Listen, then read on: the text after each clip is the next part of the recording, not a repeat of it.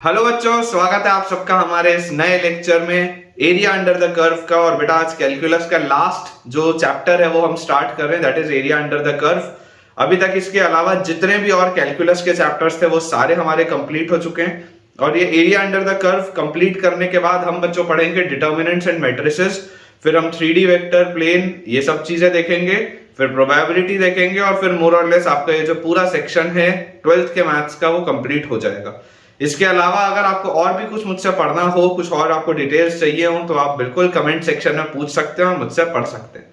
चलिए बेटा स्टार्ट करते हैं अपना नया लेक्चर। आई होप हमने अभी तक जो डिफरेंशियल इक्वेशन में जितने सारे क्वेश्चंस की प्रैक्टिस की और जितना बेटा मैंने आपको क्वेश्चन सॉल्व कराया, आपको बहुत अच्छे से उसमें कॉन्फिडेंस आया होगा। और आज का लेक्चर भी मैं आपको अगेन बोल दूं, बेसिक लेक्चर होगा एरिया अंडर द कर्व का। किस तरीके से इसमें क्वेश्चंस बनते हैं, क्या अप्रोचेस होती है, ये सब मैं आपको आज के लेक्चर में सिखाऊंगा। तो स्टार्ट करते हैं बेटा अपना आज का लेक्चर। लेकिन आज का लेक्चर शुरू करने के पहले आप में से जितने भी बच्चों ने अभी तक हमारे टेलीग्राम के चैनल को ज्वाइन नहीं किया है, बच्चों it is my humble request to each and every one of you कि आप हमारे टेलीग्राम के चैनल से जुड़िए, जिसका ज्वाइनिंग लिंक आपको नीचे डिस्क्रिप्शन बॉक्स पे दिखाई दे रहा होगा। हमारे टेलीग्राम के चैनल को ज्वाइन करने से बेटा आपको दो फायदे होंगे। जो पहला फायदा है वो ये है कि क्योंकि मैं एक दिन में मल्टीपल लेक्चर्स कोशिश करता हूं कि पोस्ट करूं, तो कई बार बच्चों का कोई ना कोई लेक्चर छूट जाता है या मिस हो जाता है। तो इस चीज से बचने के लिए आपका टेलीग्राम का जो चैनल है वो आपको बहुत मदद करेगा। बिकॉज मैंने अपनी एक हैबिट रखी हुई है कि जब भी कोई वीडियो यूट्यूब पे पोस्ट होगा उसका एक क्रिएटिव हमेशा आपके टेलीग्राम चैनल पर भी आएगा, ताकि आप सारे बच्चों को हमेशा इस बात की जानकारी रहे कि कौन से दिन कितने बजे किस टॉपिक पे मैंने एक नया लेक्चर आपके लिए पोस्ट किया है, ताकि आप उसे देख पाएं और अपनी पढ़ाई को नेक्स्ट लेवल पर लेके जा पाएं। उसके अलावा बेटा जो सेकंड अपना एडवांटेज है टेलीग्राम चैनल को ज्वाइन करने का वो ये है कि यार यहाँ पर तो मैं आपको बहुत सारे क्वेश्चंस की प्रैक्टिस कराता हूँ और अक्सर इस बात को मैं क्लेम भी करता हूँ कि मैं आपको जितने क्वेश्चंस की प्रैक्टिस करा रहा हूँ लेक्चर नोट्स में, दावे के साथ मैं आपको बोल सकता हूँ कि आप हिंदुस्तान के किसी भी टीचर के मैथ्स के लेक्चर नोट्स खोल के देख लीजिए, आपको इतने सारे प्रैक्टिस क्वेश्चंस इस लेवल के, इस क्वालिटी के प्रैक्टिस क्वेश्चंस नहीं मिलेंगे। इसके बाद भी मैं आपको बोलूं कि यार ये भी बेटा जो क्वेश्चन है वो सफिशिएंट नहीं है। मैं ऑल्दो 6 से 7 अलग अलग सोर्सेस से आपको पढ़ा रहा हूं, फिर भी वो सफिशिएंट नहीं है। क्यों? क्योंकि अगर हमें मेंस और एडवांस को क्रैक करना है तो हमारे क्वेश्चन प्रैक्टिस और ज्यादा होनी चाहिए। ठीक है, बहुत सारे बेटा ऐसे क्वेश्चन है जो अभी हमें सॉल्व करने बचे हैं और ये सारे एक्स्ट्रा क्वेश्चंस आपको कहां मिलेंगे? तो जवाब आप जानते हैं, आपके टेलीग्राम के चैनल पे मिलेंगे। तो यार किस बात का आप इंतजार कर रहे हैं? जल्दी से टेलीग्राम चैनल को हमारे ज्वाइन करिए। ज्वाइनिंग लिंक आपको नीचे डिस्क्रिप्शन बॉक्स पे दिख जाएगा। अब अगर आप डिस्क्रिप्शन बॉक्स तक पहुंच ही चुके हैं तो यार उसमें आपको एक यूट्यूब चैनल का भी लिंक दिख रहा होगा। सवाल बहुत सिंपल सा है कि भला ये वाला यूट्यूब चैनल कौन सा है?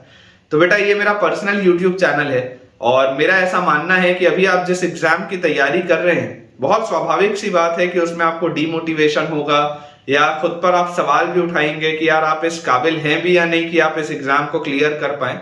तो इन तमाम परिस्थितियों से आपको बाहर निकालने के लिए और आपका कॉन्फिडेंस आपको वापस लौटाने के लिए ही वो यूट्यूब चैनल मैंने बनाया है, जिसमें हमेशा मेरा यह प्रयास रहेगा कि आप बेटा इंस्पिरेशनल वीडियोस उसमें आपको मिले, ऐसे वीडियोस मिले जो आपकी एनर्जी लेवल इंक्रीज करे, आपको पॉजिटिव माइंडसेट में रखें और आप हमेशा मोटिवेटेड रहें अपने एग्जाम की तैयारी के लिए। तो आप अगर चाहें तो आप एक बार उस चैनल को भी विजिट करके देख सकते हैं और अगर आपको फायदा लगता हो तो आप उसे भी सब्सक्राइब कर सकते हैं। चलिए स्टार्ट करते हैं बेटा अपना आज का अमेजिंग सा लेक्चर। और अगर आपको मेरे पढ़ाने से थोड़ा सा भी बेनिफिट हो रहा है तो जल्दी से इस वीडियो को लाइक कर दीजिए। टॉपिक बच्चों आप सब डालेंगे area under the curve. Topic is area under the curve, area under the curve. ठीक है, बेसिक सा बेटा आज का अपना लेक्चर रहेगा। मैं आपको काम की चीजें बताता हूं, जो और रेलेवेंट थ्योरी है वो जैसे जैसे हम आगे बढ़ेंगे वैसे वैसे आपके पास आती जाएगी, लेकिन जो काम की चीजें हम वहां से स्टार्ट करते हैं। जैसे सबसे पहले बेटा देखिए, जब अपन ने डेफिनेट इंटीग्रेशन पढ़ा था तो डेफिनेट इंटीग्रेशन में मैंने आपको ये बात बताई थी कि डेफिनेट इंटीग्रेशन का ज्योमेट्रिकल रिप्रेजेंटेशन क्या होता है कि वो कर्व कितना एरिया अपने अंडर ले रहे हैं, ठीक है ना, with respect to x axis. ये बात मैंने आपको उस समय बताई थी। अब देखिए सबसे पहले अगर आप इमेजिन करें आपके पास कुछ इस तरीके का एक केस हो कि आपके पास एक ऐसा कर्व है जो पूरा पॉजिटिव है। पूरा पॉजिटिव है मतलब जो पूरा ही कर्व एक्स एक्सिस के ऊपर है। तो अगर इस तरीके का बच्चों मेरे पास कभी कोई कर्व आ जाए और मुझे बोला जाए कि आप बताइए कि ये कितना एरिया इंक्लोज कर रहा होगा। Let us say this is some x equal to a and let us say this is some x equal to b। अगर मान लीजिए x इक्वल टू a और x इक्वल टू b के बीच का area हमें बताना है, तो बहुत सिंपल सी बच्चों बात होती है कि देखिए तरीका क्या होता है कि आप एक वर्टिकल स्ट्रिप लेते हैं, ठीक है, एक वर्टिकल हमने इस तरीके से स्ट्रिप ले ली और वर्टिकल स्ट्रिप ले ली हमने लेट अस से जिसका कि ये जो ब्रेड्थ है वो dx है, ठीक है। तो अप्रोच क्या है, अप्रोच बहुत सिंपल सा है कि this integral will be integral y dx, जो एरिया अपने पास आएगा that will be integral y dx, और dx का वेरिएशन कहां से कहां होगा, तो dx का वेरिएशन होगा a से लेकर b तक। ये कर्व हमारे पास है y इक्वल टू fx, ये हमारे पास कर्व दिया हुआ है, तो हमारे पास एरिया क्या आ जाएगा, integral a to b y dx, ठीक है, y dx। अब आप इमेजिन करिए, देखिए यहां पर ये इसका कोई कर्व y है, ठीक है, ये बेसिकली देखो छोटे छोटे रेक्टेंगल्स आप बना सकते हो, छोटे छोटे से बच्चों रेक्टेंगल्स आप बना सकते हो, जैसे जैसे ये स्ट्रिप मूव करेगी छोटे छोटे से अपन रेक्टेंगल्स बना सकते हैं, और उस सब का जो ज्योमेट्रिकल रिप्रेजेंटेशन आएगा वो क्या आ जाएगा, एरिया आ जाएगा, ठीक है। ये जो कर्व है y, ये वाला कर्व और x एक्सिस जो ये पूरा एरिया अपने बीच में एनक्लोज कर रहे हैं, ये एरिया आप बेटा अभी बेसिकली निकाल दो।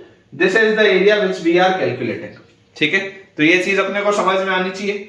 अब आपको बेटा एक चीज और पता है कि जब हमारा curve positive side of x axis में, मतलब जब वो x एक्सिस के ऊपर है, तो ये जो इंटीग्रेशन आएगा ये इंटीग्रेशन की वैल्यू पॉजिटिव आएगी, ऑब्वियसली ये इंटीग्रेशन की वैल्यू पॉजिटिव आएगी, ठीक है ना। और इसी को आप एरिया भी बोलोगे क्योंकि आपको पता है एरिया हमेशा पॉजिटिव होता है, ठीक है, एरिया इज ऑलवेज पॉजिटिव।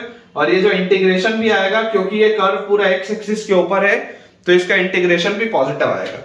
लेकिन इसमें बेटा एक चीज जो कभी कभी बच्चों से मिस्टेक हो जाता है, आप इमेजिन करिए अगर आपके पास कुछ इस तरीके का प्रोफाइल, इमेजिन करिए आपके पास कुछ ऐसा प्रोफाइल, ये आपका x एक्सिस है, ये आपका y एक्सिस है और ये कर्व पूरा का पूरा x एक्सिस के नीचे। तो इस सिचुएशन में आप बच्चों देख सकते हैं कि यहां से यहां तक अगर मैं बात करूं, ये x इक्वल टू a है, ये x इक्वल टू b है। अब क्योंकि ये कर्व पूरा का पूरा x एक्सिस के नीचे है, एरिया तो अभी भी मैं वही बोलूंगा integral of a to b y dx, area में अभी भी यही बोलूंगा, कर्व मेरा यही है y इक्वल टू fx। अभी भी मैंने एक वर्टिकल स्ट्रिप ली है, अभी मैंने एक वर्टिकल स्ट्रिप ली है, y dx ही मेरा एरिया भी आया। लेकिन इस वक्त बेटा मुझे ये बात पता है कि क्योंकि ये जो कर्व है पूरा का पूरा x एक्सिस के नीचे है, तो ये वाली जो चीज लिखी हुई है ना integral a to b y dx, ये जो इंटीग्रेशन है इसका डेफिनेट इंटीग्रेशन जो आएगा वो नेगेटिव आएगा, क्योंकि ये कर्व पूरा का पूरा x एक्सिस के नीचे है, इसका डेफिनेट इंटीग्रेशन हमेशा इसमें बेटा नेगेटिव आएगा। लेकिन आपको क्या पता है, आपको तो पता है एरिया पॉजिटिव होता है, तो क्योंकि एरिया पॉजिटिव होता है और इसका डेफिनेट इंटीग्रेशन आपको नेगेटिव आता हुआ दिख रहा है, तो अपन यहां पर मॉड लगा लेंगे। मॉड लगाने के पीछे की इकलौती वजह जो है वो सिर्फ और सिर्फ यही है कि एरिया हमेशा पॉजिटिव होना चाहिए, लेकिन क्योंकि इसका डेफिनेट इंटीग्रेशन नेगेटिव आ रहा है इसलिए आप मॉड लगा लीजिए ताकि फाइनल आंसर आपका पॉजिटिव है, ठीक है। तो इस तरीके की बेटा प्रोफाइल हमको समझ में आनी चाहिए।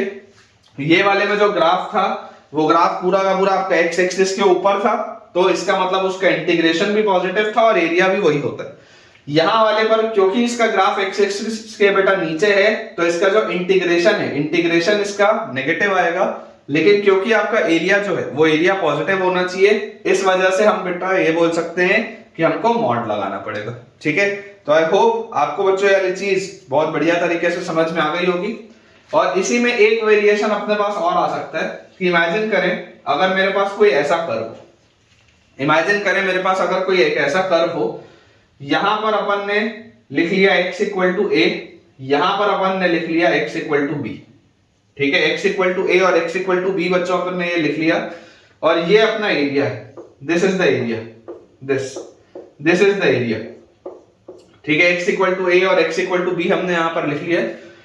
अब अगर बेटा मुझे यहां पर इसका एरिया निकालना है, तो देखो इसमें आधा कर्व x एक्सिस के ऊपर है, आधा कर्व x एक्सिस के नीचे है। मान लो ये किसी पॉइंट C पे इसको कट कर रहा है, मान लो किसी पॉइंट C पर ये इसको कट कर रहा है, तो इसमें मेरा अप्रोच क्या होगा, अप्रोच अगेन बहुत सिंपल सा रहेगा कि मैं इसका एरिया बोलूंगा, एरिया विल बी a से c, a से c में देखो ये ग्राफ इसके नीचे, तो इंटीग्रल y dx है ना, this is the curve of y equal to fx, तो area will be integral y dx from a to c, और क्योंकि ये कर्व आपका x एक्सिस के नीचे है तो अपन यहां पर इसका मॉड लगाएंगे, और plus integral c to b, plus integral c to b, यहां पर देखो ये कर्व क्योंकि आपका y एक्सिस के x एक्सिस के ऊपर है तो नॉर्मल y dx आप लिख सकते हो। ठीक है, तो इसका एरिया अपने पास आ जाएगा integral y dx from a to c plus from c to b integral y dx। यहां पर आप मॉड लगा लेंगे, यहां पर मॉड लगाने की आपको जरूरत नहीं है क्योंकि बेटा ये तो पूरी चीज पॉजिटिव ही। तो ये बेसिक से 3 पॉसिबल केसेस थे। अगर पूरा का पूरा कर्व आपका x एक्सिस के ऊपर है तब तो कोई प्रॉब्लम ही नहीं। अगर आपका कर्व x एक्सिस के नीचे है तो आप मॉड लगा के उसको पॉजिटिव कर सकते हैं, और अगर आधा कर्व ऊपर है आधा कर्व नीचे है तो आप वो पॉइंट निकाल लें जहां पर ये कर्व x एक्सिस को कट कर रहा है और उसके हिसाब से आप इसका इंटरप्रिटेशन दे सकते हैं। बेसिकली डेफिनेट इंटीग्रेशन में हमने ऑलरेडी ये चीज पढ़ी हुई है कि एरिया अंडर द कर्व कैसे निकालते हैं। तो एरिया अंडर द कर्व निकालने का तरीका बहुत सिंपल सा है कि आप उसको डेफिनेट इंटीग्रल करेंगे, है ना। ज्योमेट्रिकल रिप्रेजेंटेशन यही होता है डेफिनेट इंटीग्रेशन का कि it gives you the area enclosed between the curve and the x axis. ठीक है, चलिए इसे क्लियर करते हैं बेटा, अपने आप कुछ सवालों की प्रैक्टिस करते हैं। जैसे अपने पास एक बहुत सिंपल सा बेटा सवाल लिखा हुआ है, आप इमेजिन करें अगर आपको एक क्वेश्चन दिया हो कि find the area bounded, find the area bounded, find the area bounded by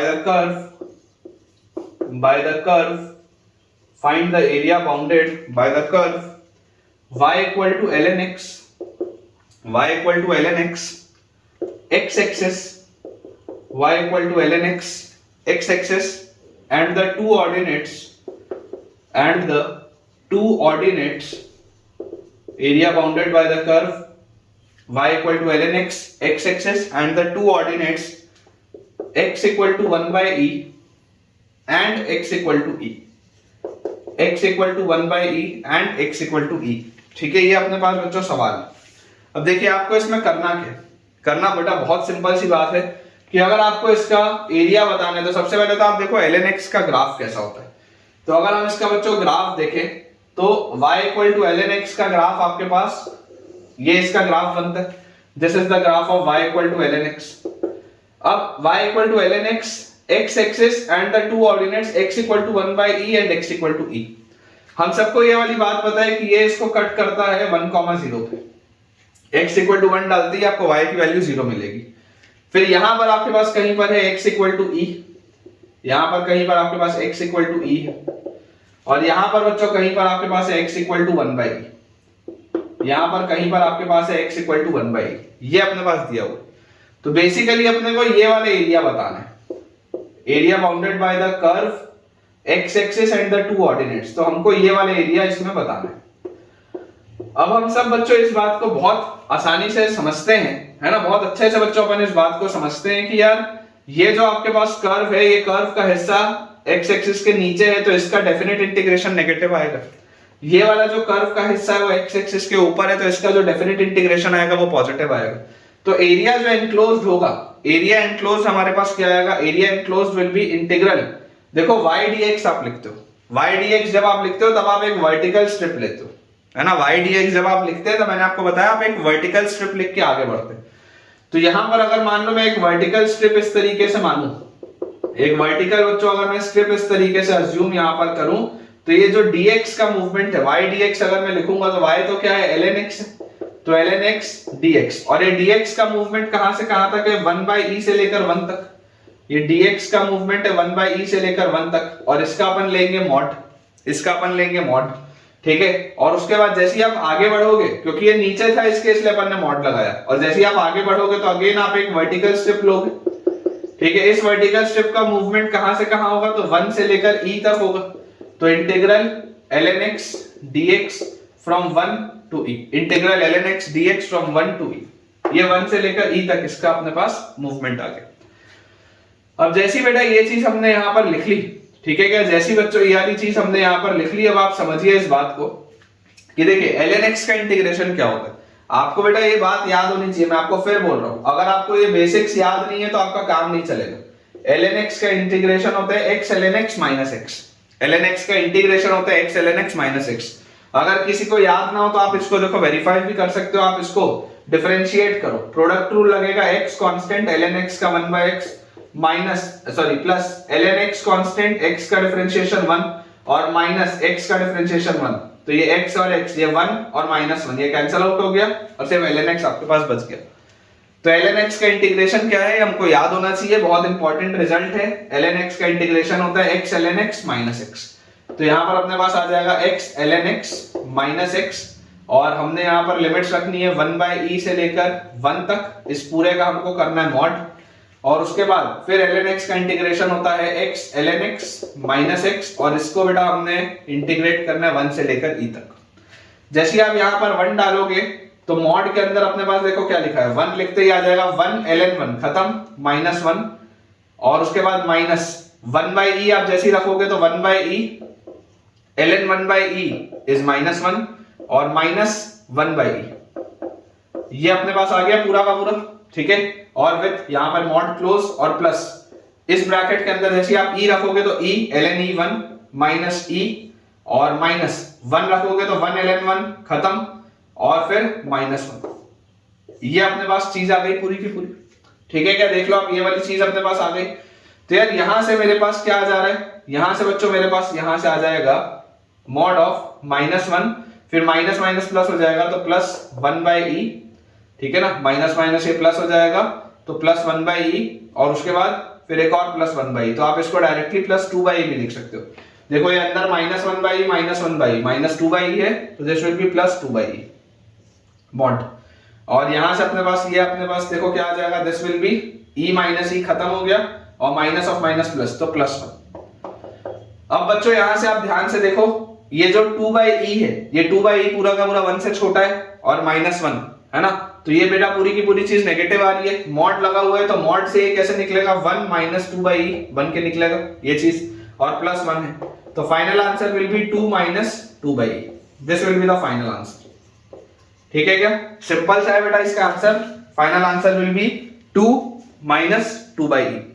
अब इसमें किसी भी फॉर्मेट में ये सवाल आ सकता है, देखो मैंने आपको हमेशा ये बात बताई है कि मैथ्स में बेटा किसी भी चीज की जो ब्यूटी है, ब्यूटी यही है कि आप किसी भी क्वेश्चन को रीअरेंज कर सकते हैं किसी भी और फॉर्मेट में। आप चाहें तो इसको सिंगल करेक्ट में पूछ सकते हैं, आप चाहें तो इसको मोर देन 1 करेक्ट में पूछ सकते हैं, आप अगर चाहें तो आप इसको इंटीजर टाइप में पूछ सकते हैं। बहुत आसानी से आपको ये बोल सकता था कि answer is of the form of a minus b/e, find a plus b, तो आंसर इसका 4 आ जाता, ठीक है ना। तो किसी भी फॉर्मेट में आपके पास इसका बेटा आंसर, ये पूरा क्वेश्चन जो है वो आ सकता है। तो आई होप पहला सवाल था आपको समझ में आया होगा। चलिए एक अपना नया कंसेप्ट अपन देखते हैं, बोर्ड जल्दी से क्लियर करते हैं। अब जैसे बच्चों देखो अभी अपन क्या कर रहे थे, अपन dx के रिस्पेक्ट में इंटीग्रेट कर रहे थे, है ना, अपन x एक्सिस के साथ एरिया निकाल रहे थे, और अपन ने बेटा विद रिस्पेक्ट टू x उसका इंटीग्रेशन किया था। लेकिन मैं आपको एक बात बता दूं कि समटाइम्स, है ना, ये आप नोट डाल के लिखेंगे, है ना, नोट बच्चों आप डाल के इसको लिखेंगे कि sometimes integration with respect to y, sometimes integration with respect to y, sometimes integration with respect to y is very useful, sometimes integration with respect to y is very useful, that is horizontal strip, अपन बेटा अभी पिछले वाले में अपन ने क्या देखा था, vertical strip देखी थी हमने। इस तरीके का जब कर्व बनाया था, इस तरीके का हमने जब कर्व बनाया था, तो हमने यहाँ पर एक वर्टिकल स्ट्रिप ली थी, है ना, वर्टिकल स्ट्रिप हमने ली थी, और ये हमने x के रिस्पेक्ट में डिफरेंशिएट किया था, तो हमारे पास कुछ इस तरीके का प्रोफाइल था। हमने x के रिस्पेक्ट में डिफरेंशिएट किया था, तो हमारे पास इंटीग्रेट किया था, तो हमारे पास कुछ इस तरीके का प्रोफाइल था। लेकिन यहां पर मैं आपको क्या बोल रहा हूं कि कभी कभी आपके पास ऐसा भी आ जाता है कि area bounded by the curve and the y axis पूछ ले। कभी कभी आपके पास इस तरीके का भी सवाल आ सकता है कि area bounded by the curve and the y axis. तो अगर इस तरीके का हमारे पास बेटा सवाल कभी आ जाए, जैसे मान लो आपको a से लेकर b तक इंटीग्रेट करना है, तो ऐसे वाले केस में आप जो स्ट्रिप लेंगे, यहां पर जैसे आपने वर्टिकल स्ट्रिप ली, यहां पर बेटा आपको हॉरिजॉन्टल स्ट्रिप लेनी पड़ेगी, ठीक है, ये आपको हॉरिजॉन्टल स्ट्रिप लेनी पड़ेगी, और ये बेटा आपके पास कुछ dy होगा, this will be some dy। तो ये आप अगर बेटा अपन ने हॉरिजॉन्टल स्ट्रिप ले ली है, तो आपके पास यहां पर देखो क्या आ जाएगा, जैसे वहां पर अपने पास क्या होता था, y as a function of x दिया होता था, y as a function of x अपने पास दिया होता था। इमेजिन करो अगर आपके पास x as a function of y दिया है, x इज इक्वल टू मान लो आपके पास gy दिया हुआ है, ये इस तरीके का आपके पास कोई फंक्शन है, आपको ये वाला एरिया निकालना है, ठीक है, आपको ये वाला बच्चों पूरा एरिया निकालना है, area bounded by the curve and the y axis. तो ऐसी वाली परिस्थितियों में आपके पास जो एरिया आ जाएगा, area will be integral x dy, area will be integral x dy, और y का वेरिएशन कहां से कहां हो रहा है, तो y का वेरिएशन अपने पास चल रहा है a से लेकर b तक। y का बच्चों जो वेरिएशन अपने पास चलेगा that will be from a to b, ठीक है। तो ये चीज भी बच्चों आपको आई होप समझ में आ जाए। यहाँ पर मैं आपको लिखवा भी देता हूँ, इस चीज को अपन क्लियर कर लेते हैं, ठीक है। यहाँ पर मैं आपको नोट करके लिखा देता हूँ कि इस तरीके के भी सवाल अपने पास बनते हैं कभी कभी। तो area bounded by the curve, area bounded by the curve, area bounded by the curve y axis, area bounded by the curve y axis and the two abscissa, area bounded by the curve y axis and the two abscissa at y equal to a, at y equal to a and y equal to b, at y equal to a and y equal to b and y axis, इसके साथ जो area होगा वो area अपने पास आ जाएगा integral a to b x dy, integral a to b x dy, ठीक है। इस पर भी बच्चों बेस मैं आपको सवाल कराता हूं, क्योंकि जब हम क्वेश्चंस करते हैं तो हमको क्लैरिटी ज्यादा होती है। आप इमेजिन करें अगर आपके पास बच्चों एक सवाल लिखा है कि find the area bounded by the curve, find the area bounded by the curve, find the area bounded by the curve. अपने पास बच्चों इसमें कर्व दिया हुआ है x is equal to 2y minus y square and the y axis, x is equal to 2y minus y square and the y axis, ये अपने पास बच्चों सवाल है। अब देखिए अगर आप ध्यान से ऑब्जर्व करेंगे तो ये आपके पास फंक्शन दिया हुआ है y का, x is a function of gy लिखा था ना, x is a function of gy अपने पास लिखा हुआ था, मतलब अपने पास gy क्या है, what is gy, तो gy is 2y minus y square, gy is 2y minus y square। बहुत क्लियरली आपको देखो दिखाई दे रहा है कि दिस इज अ पैराबोला, है ना, बहुत बच्चों क्लियरली अपने को दिखाई दे रहा है दिस इज अ पैराबोला। किस तरीके का ये पैराबोला होगा मैं आपको समझा देता हूं। आप अगर ध्यान से ऑब्जर्व करेंगे तो देखो जैसे ही आप y की वैल्यू 0 डालोगे, y की वैल्यू 0 डालते ही आपको x 0 मिलेगा, मतलब ये ओरिजिन से तो पास हो रहा है, ठीक है। फिर अगर आप y की वैल्यू 2 डालोगे तो y की वैल्यू 2 डालने पर भी x की वैल्यू 0 आएगी, मतलब ये आपके पास इस तरीके का, ठीक है। इसका बेटा अगर आप ग्राफ प्लॉट करके देखोगे, ठीक है, तो आप अगर इसका ग्राफ देखोगे तो ग्राफ इसका आपके पास कुछ इस पैटर्न का आएगा, कुछ इस पैटर्न का बेटा आपके पास इसका ग्राफ बनेगा, कुछ इस तरीके का, ठीक है। क्या बहुत सिंपल सी क्वाड्रेटिक है, इस तरीके का आपके पास ग्राफ आ गया। जैसे ही आपके पास बेटा इस पैटर्न का ग्राफ बना तो अब इस पैटर्न के ग्राफ के लिए आपको बोला जा रहा है ये वाला जो एरिया है, ये वाला एरिया आपको बताना है, ये वाला एरिया आपको बताना है। अब इस परिस्थिति में आप समझो कि आप अगर वर्टिकल स्ट्रिप लेके आगे बढ़ोगे तो प्रॉब्लम है ना आपके लिए। वर्टिकल स्ट्रिप अगर आप बेटा लेके आगे बढ़ोगे तो आपको थोड़ी सी कठिनाई होगी, आपको x के रिस्पेक्ट में डिफरेंशिएट करना पड़ेगा। तो आपको इस क्वाड्रेटिक को सॉल्व करके पहले पूरे y को x के फॉर्मेट में निकालना पड़ेगा। याद करो अगर आप वर्टिकल स्ट्रिप लेना चाहते हो तो वर्टिकल स्ट्रिप लेने के लिए आपको क्या करना पड़ेगा, y dx करना पड़ेगा, मतलब आपको क्वाड्रेटिक फॉर्मूला लगा के y को x के टर्म्स में निकालना पड़ेगा और फिर इंटीग्रेट करना पड़ेगा, उसमें मेहनत ज्यादा है। लेकिन अगर मैं डायरेक्टली इसको y के रिस्पेक्ट में डिफरेंशिएट कर दूं, मतलब अगर मैं आपको बोल दूं कि यार अपन ऐसा करते हैं एक हॉरिजॉन्टल स्ट्रिप ले लेते हैं, इस पैटर्न की अपन एक हॉरिजॉन्टल स्ट्रिप ले लेते हैं, तो इसका एरिया जो होगा it's area should be integral of x dy, it's area should be integral of x dy, और y का वेरिएशन कहां से कहां हो रहा है, 0 से लेकर 2 तक। ये वाला जो पॉइंट होगा दिस विल बी 0,2। देख लो आप y की जगह 2 डालोगे x की वैल्यू 0 मिल जाएगी, मतलब इसको मुझे इंटीग्रेट करना है फ्रॉम 0 to 2, मुझे इसको इंटीग्रेट करना है फ्रॉम 0 to 2। y का वेरिएशन कहां से कहां है, 0 से 2 में। किस कर्व के लिए मैं इसको इंटीग्रेट कर रहा हूं, ये वाले कर्व के लिए, ठीक है, ये वाले कर्व के लिए मैं इसको y एक्सिस के साथ मुझे एरिया निकालना है, तो इस कर्व के लिए मैंने इसको इंटीग्रेट कर दिया। तो यहां से मेरे पास एरिया क्या आ जाएगा, इंटीग्रल फ्रॉम 0 to 2। यहां पर देखो x की जगह आप लिख सकते हैं 2y minus y square dy, ठीक है।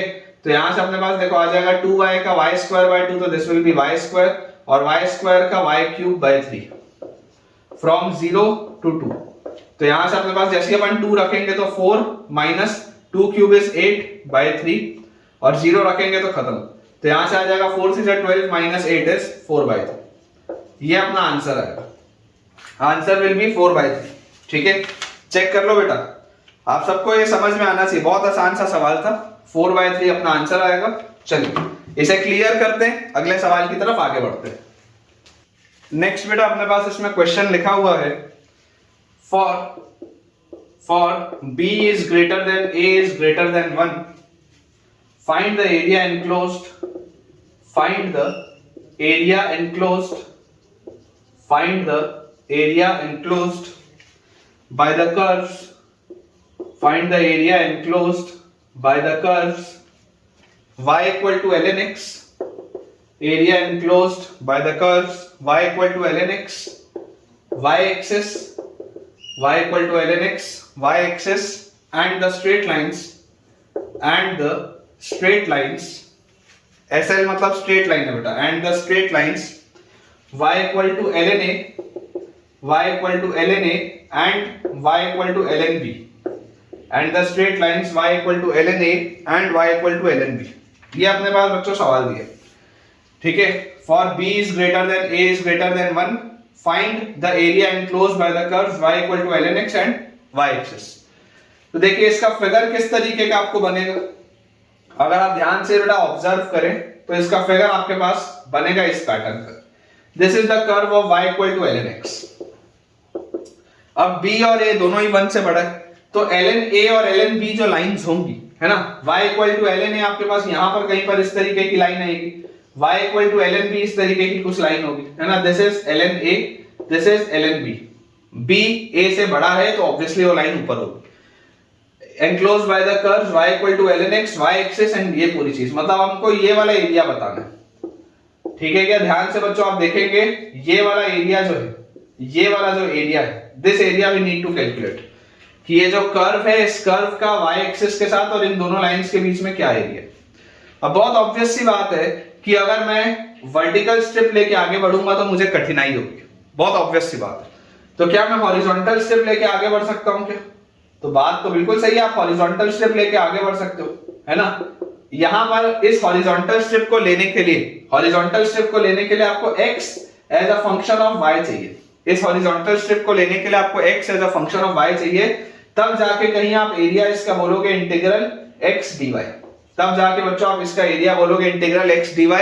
और y का भी वेरिएशन कहां से कहां होगा, तो y का भी वेरिएशन होगा from ln a to ln b, y का भी वेरिएशन होगा from ln a to ln b, ये अपने पास आएगा। अब देखो कर्व आपके पास है y is equal to ln x, तो क्या इस कर्व को मैं ऐसा लिख सकता हूं x is equal to e raise to the power y, क्या मैं इसको ऐसा लिख सकता हूं x is equal to e raise to the power y, क्योंकि मैं यहां पे ln x नहीं डाल सकता। आप समझो बच्चों इस बात को, आपको x dy लिखना है ना, तो आपको x चाहिए as a function of y। अगर आपको x as a function of y चाहिए तो यहां से क्या मैं x को e की पावर y लिख सकता हूं, और जैसे मैं इसको e की पावर y लिखूंगा तो मेरे पास आ जाएगा integral of e raise to the power y dy, और यहां पे अपने पास आ जाएगा from ln a to ln b, यही आएगा।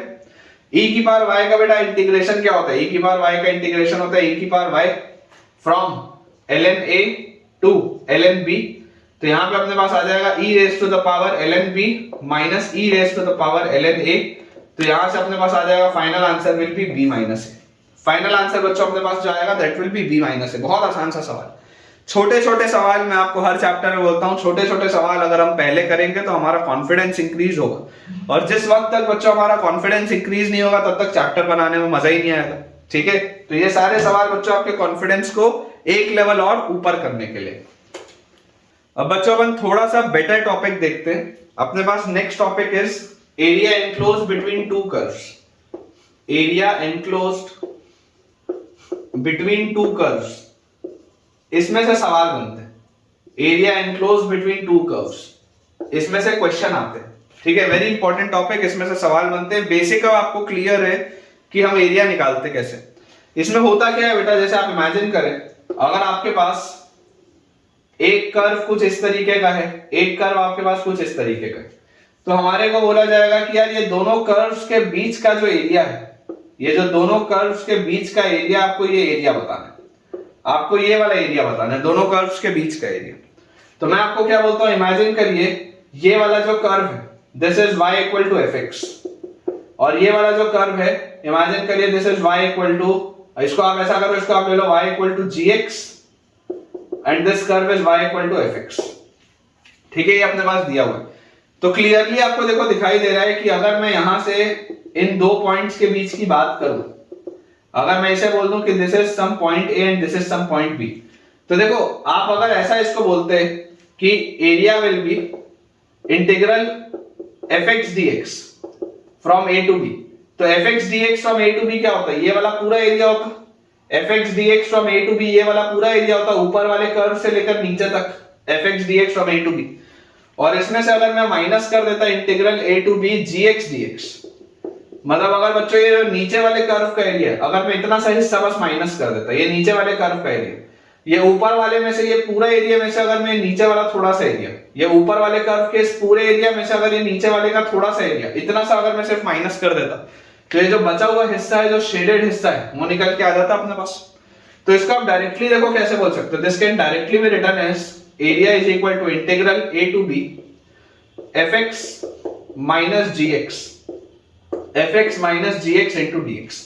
मतलब आप समझिए कि जब आप वर्टिकल स्टेप लेंगे, जब आप वर्टिकल स्टेप लेंगे, मतलब कि जब आप इंटीग्रेट करेंगे with respect to x, integration with respect to x, या जब मैं वर्टिकल स्टेप लूंगा, तो उस केस में मुझे बेसिकली करना क्या है, मुझे अपर कर्व में से लोअर कर्व सब्ट्रैक्ट करना है। Basically what I am doing is I am integrating from a to b and I am doing upper curve minus lower curve. This is what I am doing, upper curve minus lower curve. ठीक है क्या, ये चीज समझ में आनी चाहिए कि मैंने ऊपर वाले कर्व में से नीचे वाले कर्व को घटा दिया। मैं अभी तक जो पिछले चीजें कर रहा था, अभी भी मैं वही कर रहा था। आप देखो, जब बेटा इस तरीके का मेरे पास लिखा था कर्व, मेरे पास जब इस पैटर्न में चीज लिखी हुई थी कि जब मुझे ये वाला एरिया निकालना था, जो मैंने आपको सबसे पहले बोला था, जिसमें मैंने वर्टिकल स्ट्रिप मानी थी और मैंने बोला था कि if this function is y equal to fx, तो एरिया मैंने आपको इसका क्या बोला था, इसका एरिया मैंने आपको बोला था area is equal to integral a to b fx dx। तो बेसिकली उसमें मैंने क्या बोला था, उसमें मैंने अपर कर्व में से लोअर कर्व सब्ट्रैक्ट किया था। इस केस में देखो ये लोअर कर्व क्या है, ये लोअर कर्व आपका ये वाली लाइन है, this line is x equal to 0, this line is x axis मतलब this line is y equal to 0। तो ये जो अपन ने लिखा था y dx जो आप लिखते हो, तो y dx मतलब क्या होता है, area is equal to integral a to b, ये जो y dx है ना, y dx आपने लिखा तो this was fx minus 0 into dx। यहां पर भी मैंने वही किया, अपर कर्व माइनस लोअर कर्व। लेकिन इस समय थोड़ी देर पहले, मतलब अभी से आधा घंटा शायद हो गया इस लेक्चर को चलते हुए, आधे घंटे पहले मैंने आपको ये चीज जानबूझ के नहीं बोली थी क्योंकि आपको समझने में तकलीफ होती। लेकिन अब आप समझ सकते हो इस चीज को देख के कि जब भी हमारे पास दो कर्व्स होंगे, तो अगर मैं ऊपर वाले कर्व में से नीचे वाले कर्व को सब्ट्रैक्ट कर दूं तो मेरा काम चल जाएगा। इन बाउंड्री पॉइंट्स के बीच का एरिया मेरे पास निकल के आ जाएगा। हो यहां पर भी वही रहा था, यहां पर अपर कर्व जो है वो fx है और लोअर कर्व जो है वो x एक्सिस है, which is y equal to 0। तो यहां पर भी मैंने fx माइनस 0 ही किया, लेकिन वो डायरेक्टली fx दिखता है।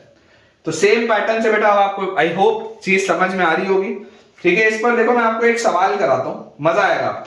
ठीक है, इस पर आपको एक अमेजिंग सा बच्चों क्वेश्चन कराता हूं। जैसे इमेजिन करें बेटा, अगर अपने पास एक क्वेश्चन दिया हो कि find the area enclosed, find the area enclosed, find the area enclosed between the curves, area enclosed between the curves y equal to sin x, y equal to sin x, y equal to cos x, y equal to cos x and y axis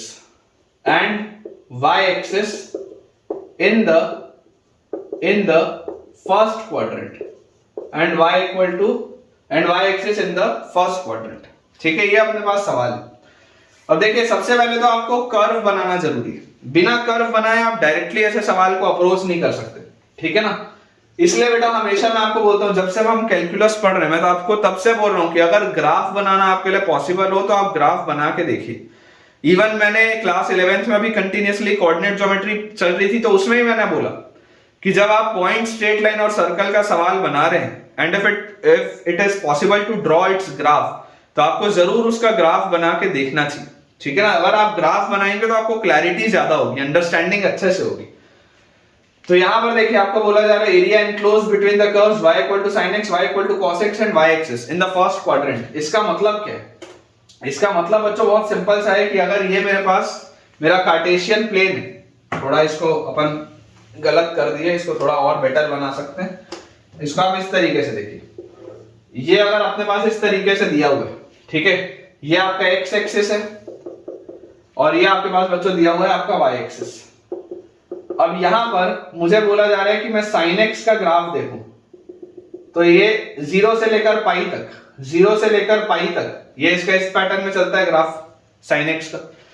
इसको अपन ऐसा करते हैं और बड़ा बनाते हैं, चलो इसको अपन और बड़ा बनाते हैं ताकि आपको अंडरस्टैंडिंग और बढ़िया से हो, क्योंकि अपने को सिर्फ पहले क्वाड्रेंट की बात करनी है, तो अपन जबरदस्ती आगे की कहानी नहीं देखते।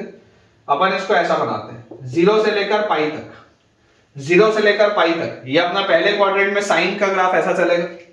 और अब अगर मैं कॉस की बात करूं तो ये वाला जो पॉइंट है और ये वाला जो पॉइंट है, तो कॉस का कर्व ऐसा डिक्रीज होगा, ये कॉस का कर्व इस पैटर्न में डिक्रीज होगा आपके पास, ठीक है, ये इस पैटर्न में आपका जो पूरा कॉस का कर्व है ये डिक्रीज होना स्टार्ट होगा, ये ऐसे, ये अपने पास देखो कॉस का कर्व डिक्रीज हो रहा है और यहां से ये डिक्रीज होता होता होता होता होता होता यहां तक इस तरीके से आएगा। तो ये आपके पास देखो है π/2, दिस इज π/2। मुझे सिर्फ इतने क्वाड्रेंट की बात करनी है, मुझे आगे की कहानी सब बेकार है, मुझे सिर्फ इतने हिस्से में बात करना है फर्स्ट क्वाड्रेंट में। Area enclose between the curves y equal to sin x, y equal to cos x and y axis. तो ये आपके पास देखो कर्व है cos x का, ये नीचे वाला आपके कर्व है sin x का, ठीक है, और पहले क्वाड्रेंट में बात हो रही है तो ये आपका एक मीटिंग इनका पॉइंट है, मीटिंग पॉइंट हमको पता ही है π/4 पे दोनों की वैल्यू सेम होती है।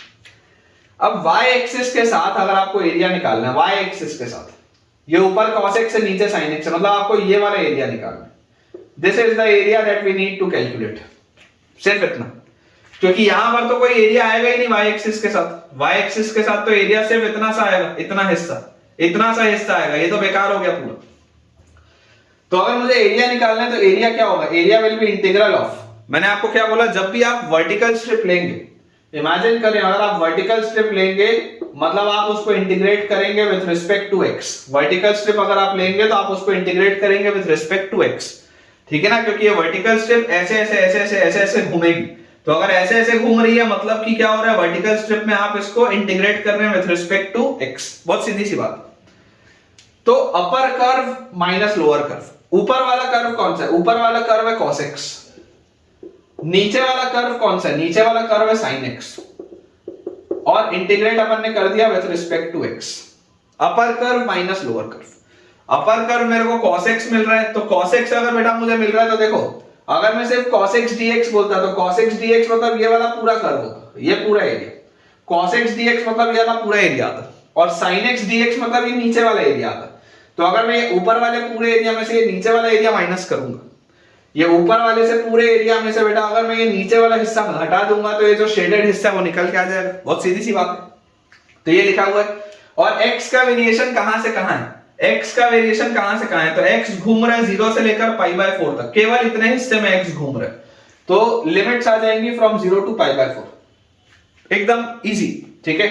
जैसे हमने बेटा ये चीज कर ली, यहां से हमारे पास आ गया cos का इंटीग्रेशन होता है sin, और माइनस साइन का इंटीग्रेशन होता है माइनस cos, तो माइनस माइनस बैलेंस हो जाएगा तो प्लस cos, और लिमिट्स हमारे पास आ गई फ्रॉम 0 टू π/4।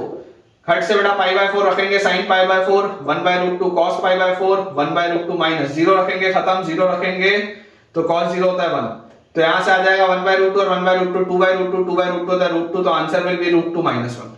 तुरंत आंसर आ गया बेटा, देख फाइनल आंसर अपने पास इसका आ जाएगा √2 - 1, बिल्कुल सही, ठीक है। Final answer will B √2 - 1। तो आई होप आपको समझ में आया होगा। अप्रोच बहुत इंपॉर्टेंट है, approach is the most important thing ऐसे सवालों में, ठीक है। चलिए अगला देखते हैं। कॉन्फिडेंस बेटा अगर आपका इंक्रीज हो रहा हो, अगर आपका कॉन्फिडेंस इंक्रीज हो रहा हो तो मुझे कमेंट्स में आप बताइए जरूर, मुझे बहुत अच्छा लगेगा। नेक्स्ट बेटा अपने पास इसमें क्वेश्चन लिखा हुआ है, find the area bounded by, है ना, इसमें स्टार लगा लेंगे, थोड़ा सा बेटर क्वेश्चन है। Find the area bounded by, find the area bounded by y equal to sine inverse x, area bounded by y equal to sine inverse x y equal to cos inverse x, y equal to sin inverse x, y equal to cos inverse x and the x axis ठीक है। Find the area bounded by y equal to sin inverse x, y equal to cos inverse x and the x axis. अब देखिए बेटा, जब भी आपके पास inverse का सवाल है, अप्रोच बहुत इंपॉर्टेंट है ना, अप्रोच इज वेरी इंपॉर्टेंट। सबसे पहले आप समझिए इस बात को कि आपको ग्राफ तो बनाना पड़ेगा, बिना ग्राफ बनाए तो काम चलेगा नहीं। तो साइन इनवर्स और कॉस इनवर्स, इससे आपको देखो दिखाई देता है कि आपको आईटीएफ भी याद होना चाहिए, अप्रोच याद होना चाहिए आईटीएफ का भी। तो अगर हम ग्राफ सबसे पहले बनाए तो ये अपना y एक्सिस और x एक्सिस हो गया, ये एक डॉटेड लाइन हो गई π/2 की, ये वाली एक डॉटेड लाइन अपने पास हो गई -π/2 की, और ये वाली एक डॉटेड लाइन अपने पास आ गई पाई की। ठीक है, ये अपने पास चीज दी हुई है। और ये अपन ने बच्चों डॉटेड लाइन बना ली -1 की, और ये वाली डॉटेड लाइन अपन ने बना ली 1 की। तो ये अपना ग्राफ हो गया। अब इसमें अपने को बोला जा रहा है ना, यहां पर अपन लिख लेते हैं this is 0, this is π/2, this is pi and this is -π/2। हम सब जानते हैं इस बात को कि साइन इनवर्स x जो होता है, साइन इनवर्स x -π/2 से π/2 के बीच में चलता है। Sine inverse x always runs between -π/2 and π/2 और -1 से 1 के बीच में, है ना। x का जो वेरिएशन होगा that will be from -1 to 1। ये आपका जो x का वेरिएशन आएगा वो आएगा यहाँ पे -1 से लेकर 1 तक। ठीक है, कि यहाँ पे आपके पास आ जाएगा -1, यहाँ पे आपके पास आ जाएगा 1। साइन इनवर्स -1 आपको पता है -π/2 होता है, मतलब ये यहां से आपका इसका ग्राफ ऐसा चालू होगा, ये इंक्रीजिंग होता है, तो ये इंक्रीज होता होता इस पैटर्न में आपके पास ये ग्राफ चलेगा यहां तक। साइन इनवर्स 1 आपके पास आ जाएगा π/2। तो ये अपन ने इसका ग्राफ बना लिया, किसका, साइन इनवर्स x का, कोई दिक्कत नहीं। अब साइन इनवर्स x का ग्राफ बनाने के बाद कॉस इनवर्स, आप याद करो बेटा, कॉस इनवर्स का जो ग्राफ होता है वो होता है डिक्रीजिंग। कॉस इनवर्स का ग्राफ होता है डिक्रीजिंग, और वो ऐसे पाई से गिरता है ना, यहां से ये -1 पर इसकी वैल्यू पाई आएगी, ऐसा गिरता है और गिर के यहां तक आता है। मतलब कि आप अगर यहां से इसको ऑब्जर्व करें तो ये ऐसे डिक्रीज होना चालू होगा, डिक्रीज होकर यहां तक, और यहां से ये फर्दर यहां तक, ये इस पैटर्न में इसका ग्राफ बनेगा। ठीक है, इस पैटर्न में इसका ग्राफ बनेगा, और क्लियरली आपको दिखाई दे रहा है कि यहां पर किसी पॉइंट पे इन दोनों का इंटरसेक्शन होगा। ये जो पॉइंट होगा यहां पे आएगा π/4, और ये जो पॉइंट होगा दिस विल बी 1/√2, क्योंकि हम सबको पता है साइन इनवर्स 1/√2 और कॉस इनवर्स 1/√2 दोनों की वैल्यू π/4 होती है। तो ये अपन ने ग्राफ तो बना लिया। ठीक है, अब जैसे ही बच्चों अपने पास एक बार इसका ग्राफ बन गया, देख लीजिए ये आपका इंक्रीजिंग कर्व बना है, ये आपका डिक्रीजिंग कर्व बना है।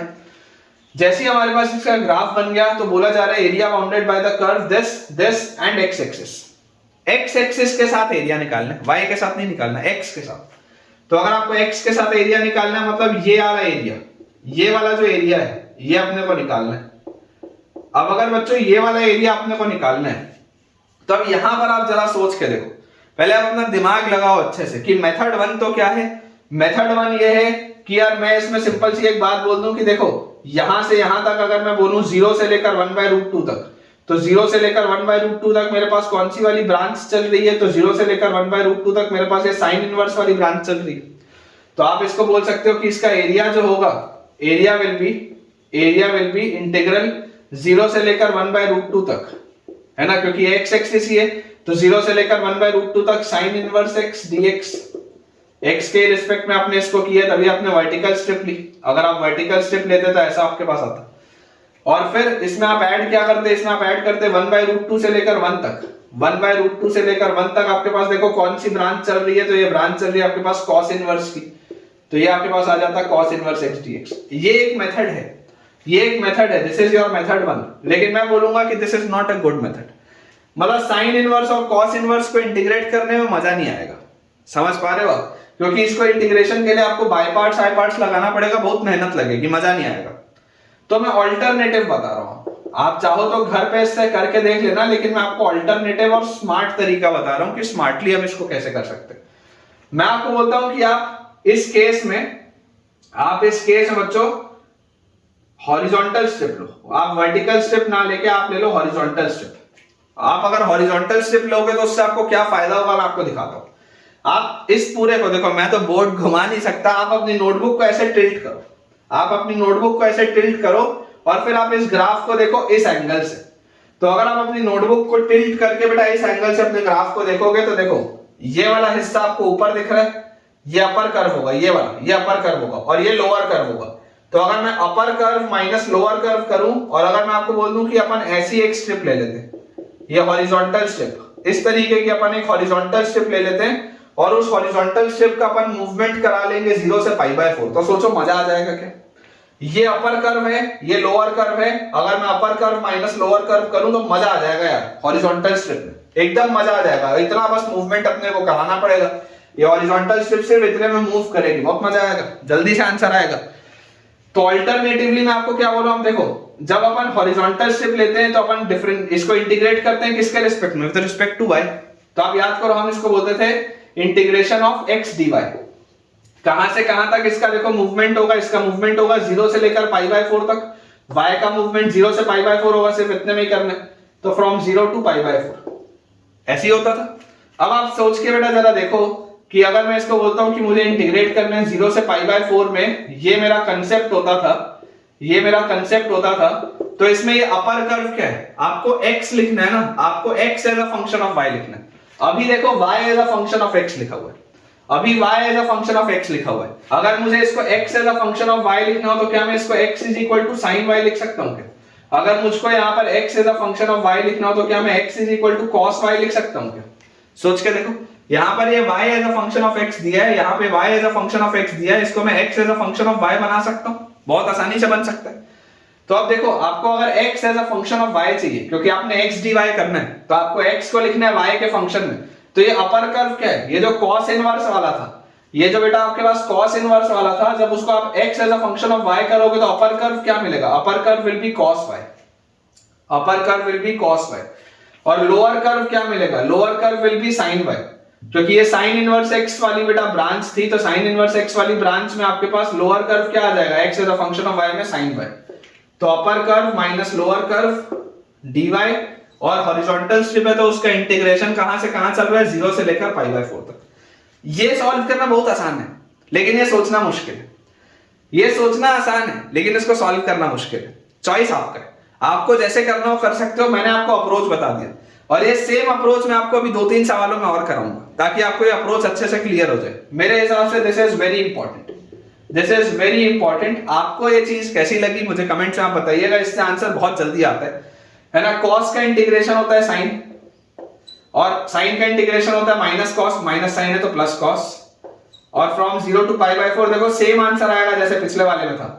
sin π/4 1/√2, cos π/4 1/√2, माइनस 0 रखोगे sin 0 खत्म, cos 0 1, 2/√2 इज √2 - 1, तुरंत आंसर आ गया। और वही अगर मैं इसको लेके सॉल्व कर रहा होता तो अभी तक जितनी देर मैंने आपको ये पूरा समझा दिया, अभी तक सिर्फ मैं कैलकुलेशन ही कर रहा होता। ठीक है, तो बेटा जेई के पेपर में बहुत इंपॉर्टेंट होता है कि हमारा अप्रोच क्लियर हो। ठीक है, तो ये अप्रोच बहुत जबरदस्त अप्रोच है। साइन इनवर्स और कॉस इनवर्स के ऑब्वियसली ग्राफ याद होना हमारे लिए बहुत आवश्यक है, अगर याद नहीं होगा तो काम नहीं चलेगा। ठीक है, चलिए अगला देखते हैं। अगला बेटा अपने पास सवाल लिखा हुआ है, सेम पैटर्न का देखिए क्वेश्चन है कि find the area bounded by the curve, find the area bounded by the curve, find the area bounded by the curve y equal to tan inverse x, y equal to tan inverse x, y equal to cot inverse x, y equal to cot inverse x and y axis, and y axis। ये अपने पास देखिए सवाल है, y equal to tan inverse x, y equal to cot inverse x and y axis। अब again बच्चों आप समझने की कोशिश करिए कि ग्राफ बनाना तो सबसे पहले बहुत आवश्यक है, बिना ग्राफ बनाए तो काम चलेगा ही नहीं। तो हमारे पास हमको पता है tan का जो वेरिएशन होता है वो ऑल रियल नंबर्स में होता है x की वैल्यू, और y अपने को उसके रिस्पेक्ट में मिलता है -π/2 से π/2, और cot जो होता है वो मिलता है 0 से π में। x का वेरिएशन आप कहीं पर भी कर सकते हैं। तो इसका देखिए ग्राफ कैसा होता था, अगर हम इसका ग्राफ याद करने की कोशिश करें तो ये अपने पास ये ये π/2 वाली ब्रांच है, ये पाई वाली ब्रांच है, और ये अपने पास है -π/2 वाली ब्रांच। tan बेटा एक इंक्रीजिंग फंक्शन होता था, ठीक है ना, जिस तरीके से साइन इनवर्स एक इंक्रीजिंग फंक्शन होता है वैसे ही tan इनवर्स भी एक इंक्रीजिंग फंक्शन होता है। तो ये ऐसे इंक्रीज करेगा यहाँ पे और फिर ये इस तरीके से इंक्रीज करता रहेगा। ठीक है, this is the graph of y equal to tan inverse x, this is the graph of y equal to tan inverse x। ठीक है, ये अपने पास आ गया x एक्सिस, है ना। ये अपने पास बच्चों है पाई बाय 2 वाली ब्रांच, और ये है माइनस पाई बाय 2, और ये है पाई, और ये आपके पास वाई एक्सिस। अब हम सबको पता है कि कॉट इनवर्स जो होता है वो एक डिक्रीजिंग कर्व होता है, और डिक्रीजिंग कर्व होता है मतलब ये यहां से चालू होगा और ये हमेशा पॉजिटिव होता है 0 से पाई में, तो यहां से ये डिक्रीज करता करता यहां पर आया और फिर ये डिक्रीज करता करता ऐसा आगे गया। ठीक है, this is the approximate graph of cot inverse. ठीक है क्या, this is the approximate graph of cot inverse. ये अपने पास इसका ग्राफ आ गया। यहां पर भी इसको थोड़ा सा अपन बेटर बना लेते हैं। तो ये ऐसा डिक्रीज हो रहा है इस तरीके से, और ये डिक्रीज होता होता ये अपने पास इस पैटर्न में ये डिक्रीज हुआ। ठीक है, अब हमें इसमें देखिए एरिया कौन सा निकालना है। ये कॉट इनवर्स का अपने पास ग्राफ बन गया, ये टैन इनवर्स का अपने पास ग्राफ बन गया। हमें इसमें बच्चों एरिया बताना है कौन सा वाला, between the curves and the Y axis. तो वाई एक्सिस और कर्व्स के साथ, तो यार ये तो ये वाला एरिया, मुझे बेसिकली ये वाला एरिया बताना है। इसके आगे की कहानी तो सब बेकार है मेरे लिए। वाई एक्सिस और ये दोनों कर्व्स के बीच में जो एरिया होगा मुझे वो बताना है। हम सबको पता है कि ये जो वैल्यू आएगी दिस विल बी 1, है ना, और ये जो इसके करस्पॉन्डिंग वैल्यू आएगी this will B pi by 4, क्योंकि tan इनवर्स पाई बाय 4 भी 1 होता है और cot इनवर्स पाई बाय 4 भी 1 होता है। ये बात अपने को पता है। तो अपने को अगर बेटा अब ये वाला एरिया निकालना है तो एक तरीका तो क्या है, मेथड 1। मेथड 1 क्या है, upper curve minus lower curve अगर मैं करूं तो upper curve minus lower curve करूंगा तो मुझे लेना पड़ेगा एक वर्टिकल स्टेप। ठीक है ना, अपर कर्व माइनस लोअर कर्व करूंगा तो मुझे लेना पड़ेगा एक वर्टिकल स्टेप। इसमें ऊपर वाला जो कर्व है वो है cot इनवर्स x, नीचे वाला जो कर्व है वो है tan इनवर्स x। तो cot inverse x minus tan inverse x dx, और इसको मैं इंटीग्रेट करूंगा और कहां से कहां करूंगा, तो x का वेरिएशन मेरे पास हो रहा है 0 से 1। तो ये मेथड 1 है। आंसर आएगा इससे भी, लेकिन मेहनत लगेगी। ये बात आपको भी दिखाई दे रही है कि यार अगर आपको इंटीग्रेट करना है एक इनवर्स फंक्शन को, तो बाय पार्ट्स लगा के, आइलेट का कंसेप्ट लगा के, 1 मल्टीप्लाई करके उसको सेकंड फंक्शन मान के इसको फर्स्ट फंक्शन मान के आपको सॉल्व करना पड़ेगा। मेहनत बहुत है। लेकिन अगर मैं ऑल्टरनेटिवली इसका आपको मेथड 2 बोलूं, ऑल्टरनेटिव बच्चों अगर मैं आपको इसका मेथड 2 बोलूं तो मेथड 2 से सॉल्व करना बहुत आसान है। मैं आपको बोलता हूं कि आप वर्टिकल स्टेप ना लेके आप लो एक हॉरिजॉन्टल स्टेप। ठीक है, आप इसको बेटा ले लो एक हॉरिजॉन्टल स्टेप। इमेजिन करो अगर मैंने एक हॉरिजॉन्टल स्टेप इस तरीके से ली और अब मैं कर्व को यहां से देखता हूं, बोर्ड को अगर मैं घुमाऊं, कॉपी को अगर आप घुमा के देखो तो आप कर्व को यहां से देखो, ये आपके पास कर्व है और ये मैंने ले लिया क्या, वर्टिकल सॉरी हॉरिजॉन्टल स्टेप। तो मैं आपको बोलता हूं कि अपने को ये वाला जो हिस्सा निकालना है, क्या मैं ऐसा बोल सकता हूं क्या कि ये वाला जो कर्व है, ये वाला बेटा अपने पास जो कर्व है, ये कर्व इस y एक्सिस के साथ जो एरिया बना रहा है, अगर मैं उसको इंटीग्रेट कर दूं फ्रॉम 0 टू पाई बाय 4, मतलब मैं सबसे पहले इसको लिख दूं कि इंटीग्रल 0 टू पाई बाय 4, और ये जो नीचे वाला कर्व है, ये नीचे वाला कर्व कौन सा है, y equal to tan inverse x है। इसको अगर मैं x as a function of y लिखूं तो मैं x को tan y लिखूंगा, x as a function of y में मैं x को tan y लिखूंगा। तो मैं आपको बोलता हूं कि x dy जो आप लिखेंगे तो आप इसको लिखिए tan y dy। ठीक है, तो आपने देखो क्या किया, आपने इस कर्व को इंटीग्रेट किया विद रिस्पेक्ट टू y। ये वाला जो कर्व है, आप कॉपी घुमा के देखिए, ये वाले कर्व को अगर आप इंटीग्रेट करेंगे with respect to y from 0 to pi by 4, तो 0 से पाई बाय 4 में देखो ये जो जितना हिस्सा मैं ब्लैक कर रहा हूं, ये बच्चों जितना हिस्सा मैंने ब्लैक किया है, क्या ये हिस्सा निकल आएगा क्या, 0 से लेकर पाई बाय 4 में ये जितना हिस्सा मैंने ब्लैक किया ये निकल आएगा। ठीक है ना, 0 से पाई बाय 4 में जैसे आप इसको इंटीग्रेट करोगे तो ये इतना सा हिस्सा आपके पास निकल आएगा। फिर मैं आपको बोलता हूं अब आप इसमें इंटीग्रेट करो, again x as a function of y आपको लिखना है, तो यहां पर आप लिख सकते हैं x को cot y, x को cot y। तो अगर मैं आपको बोल दूं cot y dy, आप इसमें ऐड कर दो ये वाला हिस्सा, आप इसमें ऐड कर दो ये वाला हिस्सा, और आप इसको ये वाला जो cot y का अपना कर्व है, इतने हिस्से को आप इंटीग्रेट करो विद रिस्पेक्ट टू y, और इसमें आप लिमिट्स डालो फ्रॉम पाई बाय 4 से पाई बाय 2। आप इसमें बच्चों लिमिट्स डालो फ्रॉम पाई बाय 4 से पाई बाय 2। अब आप इतने हिस्से को भी इंटीग्रेट करो, तो क्या ये वाला भी जो अब मैं शेड पूरा कर रहा हूं बेटा, ये देखो जो मैं पूरा कलर कर रहा हूं, ये वाला भी हिस्सा निकल आएगा, तो ये पूरा ही एरिया निकल आएगा आपके पास। इसे इंटीग्रेट करना आसान है, इसे इंटीग्रेट करना कठिन था। तो यहां पे अपने पास देखो क्या आ जाता है, tan का इंटीग्रेशन, tan का इंटीग्रेशन अपने पास आ जाएगा ln sec x या ln sec y। जैसे आप इसको ln sec y लिखोगे तो यहां से देखो आपके पास याद करके देखो इसका डिफरेंशिएशन क्या होता था, नीचे 1 बाय sec और ऊपर sec tan, sec से sec कटेगा तो आपके पास tan आ जाएगा, बिल्कुल सही है, फ्रॉम 0 टू पाई बाय 4, और प्लस ln मतलब ये प्लस आपके पास cot y लिखा हुआ है तो this will be ln sin y, ln sin y from pi by 4 to pi by 2, क्योंकि देखो जैसे आप इसको बेटा आप डिफरेंशिएट करोगे तो 1 बाय साइन और साइन का cos, तो cos by sine is cot, बिल्कुल सही लिखा अपन ने। तो यहां से अपने पास देखो क्या आ जाता है, जैसे अपन पाई बाय 4 रखेंगे तो ln sec pi by 4, sec pi by 4 क्या होता है, sec पाई बाय 4 अपने पास आ जाता है √2, sec पाई बाय 4 इज √2 और minus ln sec 0, sec 0 is 1, तो ln 1 तो 0 होता है, खत्म। और प्लस यहां पर देखो sin पाई बाय 2 तो ln 1 अगेन 0 और माइनस पाई बाय 4, तो sin पाई बाय 4 अपने पास कितना आ जाएगा 1 बाय √2, तो ln 1 बाय √2 अपने पास यहां पे आ जाएगा कितना sin पाई बाय 4। यहां पर भी देखो मॉड होता है ना, मॉड भी लगा लो आप ताकि इसमें अपना कैलकुलेशन मिस्टेक ना हो, तो पाई बाय 4 रखोगे तब तो ये बिल्कुल सही है, बिल्कुल सही आ जाएगा। और यहां पर आपके पास जैसे आप पाई बाय 4 रखोगे तो ln 1 बाय √2 आएगा, ln 1 बाय √2 ये अपने पास आ गया। तो यार यहां से अपने पास देखो क्या आ जा रहा है, this gives us ln of √2, तो 2 की पावर 1 बाय 2 है, 1 बाय 2 नीचे तो हाफ ln 2 माइनस, और ये तो खत्म हो गया।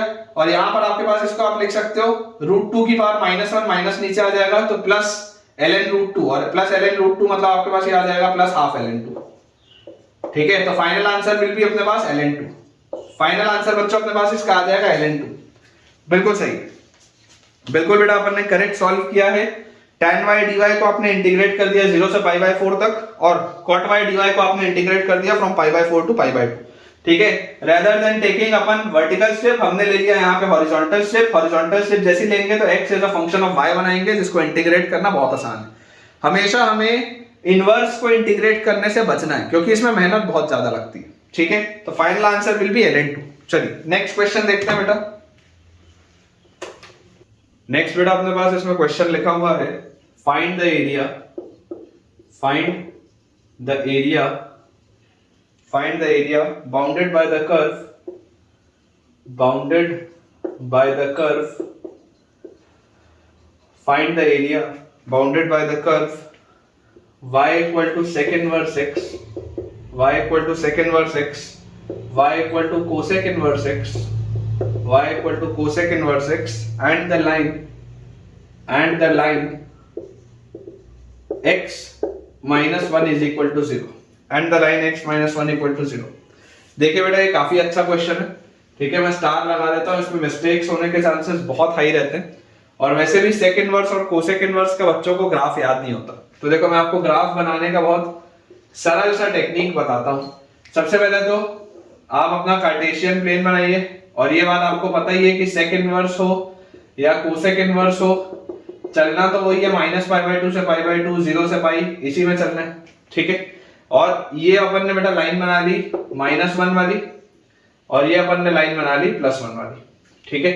अब देखिए सेक इनवर्स, अब याद करिए कॉस इनवर्स का जो ग्राफ होता है, कॉस इनवर्स डिक्रीजिंग फंक्शन होता है 0 से पाई में, तो सेक इनवर्स एक इंक्रीजिंग फंक्शन होगा किसमें, 0 से पाई में, ठीक है। तो ये आपके पास आ गया 0, ये आपके पास आ गया π/2, ये आपके पास आ गया पाई, ये आ गया -π/2। अब ये आपके पास एक इंक्रीजिंग फंक्शन है। अगर ये इंक्रीजिंग फंक्शन है मतलब कि 0 से पाई में आपने इसको इंक्रीज करवाना है, तो ये इस तरीके से आ गया, और ये यहां से ऐसे इंक्रीज करते हुए यहां तक आया, ठीक है। ये बन गया अपना इंक्रीजिंग फंक्शन सेक इनवर्स का, है ना। ये आपका x एक्सिस है, this is your x axis.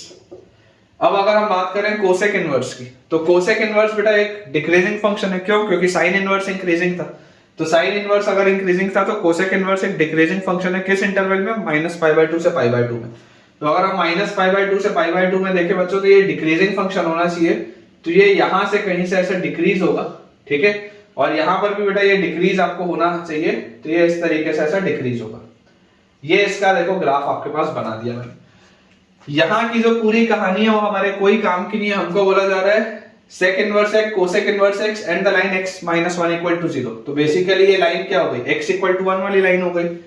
x equal to 1 तो कौन सी है, यही वाली लाइन है, मतलब कि हमसे यार ये वाले इसकी बात हो रही है, हमसे ये वाले एरिया की बात की जा रही है। ये जो मैंने शेड किया ना, हमसे सिर्फ इस एरिया की बात की जा रही है। अब इसमें एक कॉमन मिस्टेक क्या होता है मैं आपको बताता हूँ। सबसे पहले आप इस पॉइंट को देखिए, ये वाला बेटा जो नंबर लाइन में पॉइंट होगा ये √2 होगा, क्योंकि सेक इनवर्स √2 और कोसेक इनवर्स √2 दोनों की वैल्यू सेम होती है, और ये दोनों की वैल्यू आती कितनी है, तो ये दोनों की वैल्यू π/4 के बराबर आती है, ठीक है ना, सेक इनवर्स रूट 2 और कोसेक इनवर्स रूट 2 दोनों ही पाई बाय 4 के बराबर आता है। अगेन अभी जो पिछले हमारे बेटा जो 2 सवाल थे उसमें आपने ये चीज देखी ही कि अगर मैं वर्टिकल स्ट्रिप लूंगा तो फायदा नहीं होगा, क्योंकि वर्टिकल स्ट्रिप लेने में मेहनत बहुत है। वर्टिकल स्ट्रिप अगर आप लोगे तो ऑफ कोर्स मेथड 1 आपके पास अवेलेबल है, ऑफ कोर्स बच्चों मेथड 1 आपके पास अवेलेबल है वर्टिकल स्ट्रिप में, कि आप इसको इंटीग्रेट कर दें 1 से लेकर रूट 2 तक, ठीक है, आप 1 से लेकर रूट 2 तक इसको इंटीग्रेट कर दें। ऊपर वाला जो कर्व है आपका, ये देखो ये डिक्रीजिंग वाली ब्रांच है, तो डिक्रीजिंग वाली ब्रांच किसकी होती है, कोसेक इनवर्स की, ठीक है, तो कोसेक इनवर्स x माइनस ये जो इंक्रीजिंग वाली ब्रांच है, तो इंक्रीजिंग वाली ब्रांच आपके पास किसकी है, सेक इनवर्स की, तो minus sec inverse x dx। ये ऑफ कोर्स आप कर सकते हो, लेकिन इसमें मेहनत बहुत है, ठीक है। तो अल्टरनेटिवली मैं आपको क्या बोल सकता हूं, अल्टरनेटिव मेथड में आपको बोलूंगा मेथड 2 कि आप हॉरिजॉन्टल स्ट्रिप लो। आप बच्चों एक हॉरिजॉन्टल स्ट्रिप लो, इमेजिन करो मैंने ये हॉरिजॉन्टल स्ट्रिप ले ली, ठीक है, ये मैंने हॉरिजॉन्टल स्ट्रिप ले ली। अब जब हम हॉरिजॉन्टल स्ट्रिप लेते हैं तो हमको x को रिप्रेजेंट करना होता है as a function of y। तो ये देखो ये आपका कौन सा वाला ब्रांच था, इंक्रीजिंग वाला, इंक्रीजिंग वाला ब्रांच मतलब ये सेक इनवर्स वाला ब्रांच है ना। तो यहाँ पर आपके पास x इज इक्वल टू आप क्या लिख सकते हो, सेक y लिख सकते हो क्या, x as a function of y अगर मुझे लिखना हो तो क्या मैं x is equal to sec y लिख सकता हूँ। तो ये मेरे पास यहाँ पर देखो क्या आ जाएगा, अगर मैं बोलूं area is equal to integral sec y, ठीक है। अब आप हमेशा इस बात को याद रखिए, देखिए जब आप इस एंगल से ऑब्जर्व करेंगे, आप अपनी नोटबुक घुमा के देखिए, तो हमेशा अपर कर्व माइनस लोअर कर्व लिखा जाता है। इसमें मिस्टेक ये होता है कि बच्चे लोअर कर्व की जगह 1 लिखना भूल जाते हैं। देखो x is equal to sec y, x is equal to sec y ये अपर कर्व है और x इज इक्वल टू 1 ये लोअर कर्व है। बच्चे लोअर कर्व लिखना भूल जाते हैं। x is equal to sec y तक तो ठीक है अपर कर्व, लेकिन x इज इक्वल टू 1 भी तो है लोअर कर्व। ये भूल हम क्यों जाते हैं, क्योंकि हमारी हमेशा जनरल एक टेंडेंसी होती है कि हमने मैक्सिमम सवाल y एक्सिस और x एक्सिस के साथ बनाए होते हैं, तो इसलिए हम लोअर कर्व कभी सोचते नहीं। लेकिन यहाँ आपको सोचना पड़ेगा। यहाँ पर देखो अगर आप इस एंगल से ऑब्जर्व करोगे, कॉपी घुमा के देखो, अगर आप इस एंगल से ऑब्जर्व करोगे तो ये आपके पास अपर कर्व है, ये x is equal to sec y आपके पास अपर कर्व है और लोअर कर्व है x इक्वल टू 1। तो ये करना पड़ेगा आपको, ठीक है, इनटू dy। इसको बेटा आपने इंटीग्रेट किया विद रिस्पेक्ट टू y, और आपकी जो y का वेरिएशन होगा, y का वेरिएशन कहां से कहां जाएगा, 0 से पाई बाय 4। आपने 0 से पाई बाय 4 में इसको इंटीग्रेट किया। जैसे आप इसको 0 से पाई बाय 4 में इंटीग्रेट करेंगे, देखिए जितना हिस्सा बेटा मैं डार्क कर रहा हूं, ये जो डार्क वाला हिस्सा है ऑटोमेटिकली आपके पास निकल आएगा पूरा का पूरा। और प्लस इसमें हम अब क्या करेंगे, पाई बाय 4 से लेकर पाई बाय 2 तक अगर मैं इंटीग्रेट कर दूं, पाई बाय 4 से लेकर पाई बाय 2 तक, और अब आपके पास देखो अपर कर्व क्या आ गया, ये वाला, ये जो डिक्रीजिंग वाली ब्रांच है, तो ये डिक्रीजिंग वाली ब्रांच किसकी थी, डिक्रीजिंग वाली ब्रांच कोसेक इनवर्स की थी, तो x is equal to cosec y आ जाएगा ये, ठीक है। तो यहां पर अपन ने लिख लिया cosec y minus 1 into dy। ये जो है बेटा आपके डिक्रीजिंग वाली कर्व, इसमें भी देखो अगर आप हॉरिजॉन्टल स्टेप लेके आगे बढ़ोगे तो ये कोसेक y और माइनस 1 x इक्वल टू 1 वाली लाइन यहां भी है, तो ये अपने पास आ गया। अब इंटीग्रल तो यार आसान है, सेक का इंटीग्रल क्या आ जाएगा, तो यहां से अपने पास आ जाएगा ln सेक y प्लस tan y, ठीक है, याद होना चाहिए यार, ये याद होना चाहिए। माइनस 1 का आ जाएगा minus y from 0 to pi by 4। देखो अगर आप इसको डिफरेंशिएट करके देखोगे तो नीचे आ जाएगा सेक प्लस tan, ऊपर आएगा सेक tan, यहाँ आएगा सेक स्क्वायर, दोनों में से सेक बाहर निकलेगा तो यहाँ tan प्लस सेक और नीचे सेक प्लस tan कट जाएगा तो सेक आ जाएगा आपके पास, ठीक है, ये चीज तो ये अपन ने लिख लिया। और plus integral of cosec y, integral of cosec y बच्चों को याद नहीं होता generally, ln cosec y minus cot y, ln cosec y minus cot y minus y from pi by 4 to pi by 2। इसको भी आप अच्छे से याद करने की कोशिश करिए। देखिए जैसे आप इसको डिफरेंशिएट करेंगे तो नीचे आ जाएगा कोसेक माइनस कॉट, देखो मैं आपको लिख के दिखा देता हूँ, नीचे आपके पास आ जाएगा cosec y minus cot y, ऊपर आपके पास क्या आ जाएगा कोसेक का, याद करो सेक का होता था सेक tan, तो कोसेक का होता है माइनस कोसेक कॉट, को वाला टर्म है, तो यहां आ जाएगा आपके पास माइनस कोसेक कॉट और माइनस कॉट का आपके पास क्या आ जाएगा, tan का सेक स्क्वायर होता है तो कॉट का होता है माइनस कोसेक स्क्वायर, तो minus of minus this will B plus cosec square, ये आपके पास आएगा। पूरे में से देखो आप अगर कोसेक बाहर निकालोगे तो कोसेक माइनस कॉट कट जाएगा, कोसेक आ जाएगा, ठीक है। पूरे न्यूमरेटर में से अगर आप कोसेक बाहर निकालोगे तो कोसेक माइनस कॉट और cosec minus cot cancel out हो जाएगा। तो यहां से अपन ने देखो ये इंटीग्रेशन इसका कर लिया है, अब बस इसको अपने को वैल्यूज डाल के सॉल्व करना है। तो जैसे हम पाई बाय 4 डालेंगे तो ln सेक पाई बाय 4 होता है √2, tan पाई बाय 4 होता है 1, ठीक है, और उसके बाद माइनस पाई बाय 4 रखेंगे तो पाई बाय 4 और माइनस 0 रखेंगे तो सेक जीरो अपने पास आ जाएगा यहाँ से ln के अंदर। सेक 0 इज 1, tan 0 इज 0, तो यहाँ 1 और माइनस 0, ये अपने पास हो गया। अब इसके बाद बेटा अगर हम इसको देखेंगे यहाँ पे तो हमारे पास आ जाएगा, जैसे पाई बाय 2 आप रखेंगे तो कोसेक पाई बाय 2 होता है 1 और कॉट पाई बाय 2 0 हो जाएगा आपके पास, तो ये तो यहाँ पे आ गया। और माइनस पाई बाय 2 माइनस, जैसे आप पाई बाय 4 रखेंगे तो कोसेक पाई बाय 4 होता है √2 और कॉट पाई बाय 4 होता है 1, ठीक है, और माइनस पाई बाय 4। ये अपने पास देखो पूरी की पूरी चीज लिखी, ये अपने पास बच्चों पूरी की पूरी चीज लिखी हुई है। तो यार ये ln1 तो खत्म हो गया, ये 0 खत्म हो गया, ये वाला ln1 खत्म हो गया, तो यहाँ पे लिखा क्या है ln √2 + 1 माइनस पाई बाय 4 और उसके बाद माइनस पाई बाय 2, फिर माइनस अंदर जाएगा तो माइनस ln √2 - 1 और plus pi by 4 minus pi by 4 भी गया। तो ये अपने पास यहाँ से बच्चों लिखा हुआ है ln √2 + 1 upon √2 - 1 minus pi by 2, ठीक है, ये अपने पास आ जाएगा। अगर आप चाहें तो इतने में भी आंसर अपना छोड़ सकते हैं, कोई दिक्कत नहीं है, या अगर आप इसको बेटा फर्दर सिंपलीफाई करना चाहते हैं तो इसको अपन अंदर रैशनलाइज कर लेते हैं। तो ये अपने पास लिखा हुआ है ln √2 + 1 अपॉन √2 - 1 इंटू √2 + 1 बाय √2 + 1 और माइनस पाई बाय 2। तो यहाँ से अपने पास फाइनली आ जाएगा √2 - 1 इंटू √2 + 1, तो 2 - 1 1 हो जाएगा, ये आ जाएगा √2 + 1 का स्क्वायर, तो this will be ln 2 + 1 3 + 2 √2 minus pi by 2। ये अपने पास आंसर आएगा यार, देख लो, this will be the final answer, check कर लो बच्चों, ये अपने पास फाइनल आंसर आ जाएगा ln 3 + 2 √2 माइनस पाई बाय 2, बिल्कुल सही। तो आई होप आपको बेटा ये सवाल समझ में आया हो, काफी इंपॉर्टेंट क्वेश्चन था, काफी अच्छा क्वेश्चन था।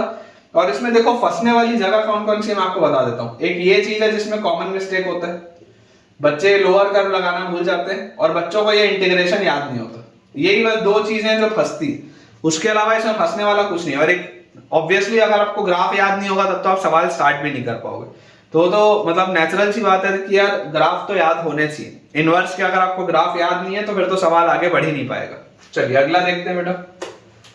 नेक्स्ट बेटा अपने पास इसमें क्वेश्चन लिखा है find the area enclosed, find the area enclosed, find the area enclosed bye y is equal to, find the area enclosed by y is equal to 9 - x square and the coordinate axis, and the coordinate axis, एकदम simple सा सवाल, and the coordinate axis, ax es लिखा है ना, plural मतलब दोनों x axis और y axis. बहुत इजी सा बच्चों क्वेश्चन है, अगर आप इसका ग्राफ ऑब्जर्व करेंगे तो 9 - x स्क्वायर ऑब्वियसली एक पैराबोलिक कर्व, ठीक है, पैराबोलिक कर्व है और इसके रूट्स क्या होंगे 3 and -3, x स्क्वायर का कोफिशिएंट नेगेटिव है, मतलब कि this is a mouth opening downwards parabola, इस तरीके का इसका ग्राफ होगा, है ना। ये बेटा अपने पास देखो इस पैटर्न का इसका ग्राफ बनेगा, ये आपके पास देखो x की वैल्यू 0 रखते ही y की वैल्यू आपको 9 आ जाएगी, तो ये अपने पास आ गया, है ना। x की वैल्यू -3 या 3 रखोगे तो y की वैल्यू आपको 0 मिलेगी, तो ये अपने पास इसके आ गए कोऑर्डिनेट्स, ये अपने पास बच्चों इसके आ गए कोऑर्डिनेट्स। ये इसका ग्राफ दिया हुआ है, this is x axis and this is y axis, area enclosed bye the curve and the coordinate axis. अब कोऑर्डिनेट एक्सिस और इसके बीच का जो एरिया है, ये वाला आप एरिया निकाल लो, ये वाला एरिया आप निकाल लो और ये वाला एरिया निकाल लो, बात एक ही है, बात एक ही है, दोनों का सेम ही आएगा, है ना। या आप इसको ऐसा ही बोल सकते हो, coordinate axis in the first quadrant, in the first quadrant, आप ऐसा लिख लो, ये और आपको क्लियर हो जाएगा इन द फर्स्ट क्वाड्रेंट। तो अगर इन द फर्स्ट क्वाड्रेंट की बात होगी तो ये वाली तो पूरी कहानी खत्म हो जाएगी, ये वाली तो पूरी कहानी खत्म हो जाएगी, सिर्फ इतना सा आपके पास हिस्सा बचेगा। अब ये आपके पास देखो जो ग्राफ है, ये ग्राफ आपके पास क्या है, y = fx के फॉर्म का है ग्राफ आपके पास, ठीक है। अगर मैं यहाँ पर एक वर्टिकल स्ट्रिप ले लूं और इस वर्टिकल स्ट्रिप के लिए बेटा मैं बोलूं चलो इंटीग्रेट करके अपन एरिया निकालते हैं, तो इसका एरिया आप क्या बोलोगे, area will be integral y dx, और x का वेरिएशन हम कहां से कहां करेंगे, x का वेरिएशन हम करेंगे 0 से लेकर 3 तक, x का वेरिएशन होगा 0 से लेकर 3 तक, तो एरिया हमारे पास आ जाएगा इंटीग्रल 0 से 3। y की जगह आप क्या लिख सकते हो, ये वाला कर्व क्या है, ये वाला कर्व आपके पास कौन सा है, this curve is 9 - x square, तो 9 माइनस एक्स स्क्वायर dx। तो यहां से आ जाएगा 9x माइनस एक्स स्क्वायर का x cube by 3। Limits from 0 to 3 रखेंगे तो 27 माइनस 3 क्यूब 27 बाय 3 और 0 रखेंगे तो खत्म। ठीक है, तो यहां से बच्चों अगर मैं 27 बाहर ले लूं तो 1 माइनस 1 बाय 3 इज 2 बाय 3। 3 से 27 कटेगा तो अपने पास आ जाएगा 9। तो फाइनल आंसर विल बी 18। बहुत ऑब्वियस सी बात है, आसान सा ये क्वेश्चन है। एक अपन बच्चों सवाल और करते हैं, फिर आज का लेक्चर अपना एंड करेंगे। नेक्स्ट बेटा अपने पास आज का लास्ट जो क्वेश्चन है, अगेन सिंपल सा क्वेश्चन है कि compute the larger area, compute the larger area, compute the larger area bounded by the curve, bounded by the curve, compute the larger area bounded by the curve y is equal to 4 plus 3x, y is equal to 4 plus 3x minus x square and the coordinate axis, and the coordinate axis, coordinate axis। ये अपने पास बच्चों question, last question है आज के lecture का। ठीक है, कि larger area bounded by this curve and the coordinate axis. Again आपको दिख रहा है पैराबोलिक कर्व है, लेकिन अब ये सिमेट्रिक नहीं है। अबाउट द कोऑर्डिनेट एक्सिस ये सिमेट्रिक नहीं है, पिछले वाला सिमेट्रिक था।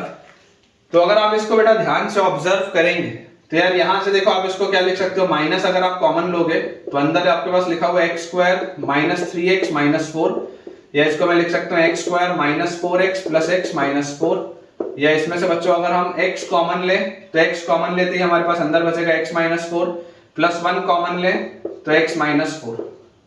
ये अपने पास आ जाएगा देखो x स्क्वायर तो माइनस एक्स स्क्वायर, फिर प्लस x और माइनस 4x, माइनस 3x तो प्लस 3x और फिर माइनस 4 तो प्लस 4। ये अपने पास कर्व है। बेसिकली इसके रूट्स क्या है, इसके रूट्स हैं 4 और माइनस 1। इसके रूट्स आपके पास है 4 और माइनस 1। तो माउथ ओपनिंग डाउनवर्ड्स पैराबोला है, इसके रूट्स है आपके पास 4,0 एंड माइनस 1,0, 4,0 एंड माइनस 1,0। तो ऑब्वियसली इसका इस पैटर्न का कुछ ग्राफ होगा, इस पैटर्न का इसका कुछ ग्राफ होगा। आपको बोला जा रहा है लार्जर एरिया, लार्जर एरिया मतलब आपको कि bounded by the curve and the coordinate axis. आपको बच्चों ये वाला एरिया बताना है। आपको अगर ये वाला एरिया बताना है तो इस एरिया को बताने के लिए हम क्या बोलेंगे, आप इसको सिंपली एक वर्टिकल स्टेप मानिए और इंटीग्रल आप इसका कर दीजिए एरिया निकालने के लिए y dx, और x का वेरिएशन आप करिए 0 से लेकर 4 तक। y आपके पास दिया हुआ है, ठीक है, तो 4 plus 3x minus x square, इसको मुझे इंटीग्रेट करना है फ्रॉम 0 to 4। तो इसका इंटीग्रल अपने पास आ जाएगा 4x plus 3x square by 2 और minus x cube by 3। Limits हमारे पास है from 0 to 4। 4 into 4 16 plus 4 square 16 by 2 8 3 24, 4 cube 64 by 3 और 0 रखेंगे तो पूरा खत्म हो जाएगा। तो 24 और 16 ये अपने पास आ जाएगा 40 माइनस 64 बाय 3।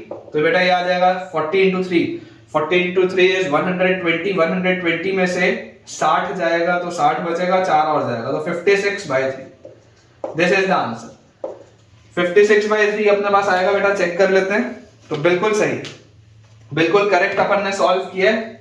तो ठीक है बच्चों, विद दिस हम अपने आज के लेक्चर के एंड पे पहुंच चुके हैं। आज इंट्रोडक्टरी लेक्चर था एरिया अंडर द कर्व का, और मुझे पूरी उम्मीद है कि आपको बहुत बढ़िया तरीके से समझ में आया होगा। एक आसान सा चैप्टर है लेकिन इंपॉर्टेंट चैप्टर है, सवाल बहुत सारे आते हैं इसमें से, और मैं आपको बेटा पूरी कोशिश करूंगा कि बहुत बढ़िया से, जितने डिटेल में मैंने आपको बाकी चैप्टर्स पढ़ाए हैं उतने ही डिटेल में आपको ये वाला भी चैप्टर बहुत बढ़िया से करवाऊं। तो आपको आज का लेक्चर कैसा लगा मुझे कमेंट्स में जरूर बताइए। फायदा आपका हो रहा है या नहीं हो रहा, या आप और जो भी मुझसे इनपुट चाहते हैं मुझसे आप कमेंट में शेयर करें। अगर आपको ये वीडियो पसंद आया हो तो वीडियो को लाइक करें, चैनल को सब्सक्राइब करें और दोस्तों के साथ इस वीडियो को और इस चैनल को रेफर करें ताकि उन सबकी पढ़ाई बहुत बढ़िया तरीके से हो पाए। Thank you.